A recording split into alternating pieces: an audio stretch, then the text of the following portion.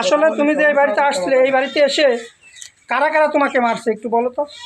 এই বাড়িতে আসছিলাম, তো আসার পরে ছেলের মা আমার মারেছে, মারিটারে এদিক থেকে এরকম করে মারেছে, মারার পরে ওরা ছেলে সরাই দিয়েছে, ছেলে সরাই দিয়ে তারপরে হচ্ছে এখানে যে ছেলের কাকু আছে চয়ন, তারপরে হচ্ছে এখান ছেলের হচ্ছে এখান ফুপু আছে, আর ছেলের হচ্ছে এখান চাচাতো বোন আছে, হচ্ছে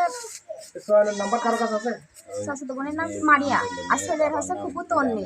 এরা সবাই মিলে ধরে আমার মারেছে, মারার পরে হচ্ছে এখানে আমার সবাই মিলে আরো মারে, ঘর থেকে টাইনা আরো মারে ফেলা দিয়েছিল,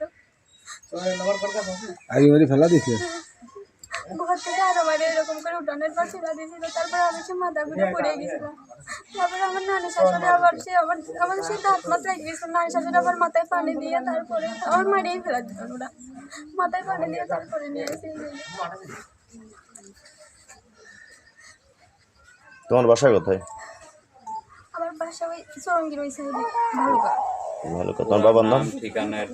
বাবার নাম মোহাম্মদ রেজাউল করিম, আর আমার নাম নাসিমা খাতুন। তোমার নাম? আমার নাম মোসাম্মদ সুমি খাতুন। তুমি এখানে কেন আসছো, কি জন্য? ও আমাকে ফোন দিয়ে বলেছিল আসতে, তো আসার পরে বলছে যে আসো, আমি বিয়ে করবো না। তারপরে আমি এখানে আসছি বাঁধন, তো তারপরে আমি আসছি, তো আসার পরে আমার গলায় একটা চেন ছিল, তো সেই চেন ওরা মারামারি করেছে, তারপরে সেই চেনটা পড়ে গেছে। তারপরে আমার আব্বু বেতন পাইছিল, 50,000 টাকা বেতন পাইছিল, সেই টাকা পর্যন্ত আমি নিয়ে আসছিলাম। ও বলছিল আসতে, তো আমি এখানে আসছি। তো আসার পরে ওরা ব্যাগ কাটাকাটি করেছে, ব্যাগ কাটাকাটি ব্যাগের ভিতর থেকে সেই টাকা নিয়ে গেছে। টানা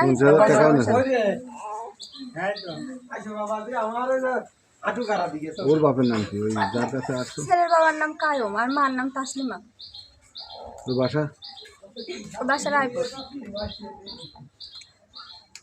এই যে 50,000 টাকার মামলা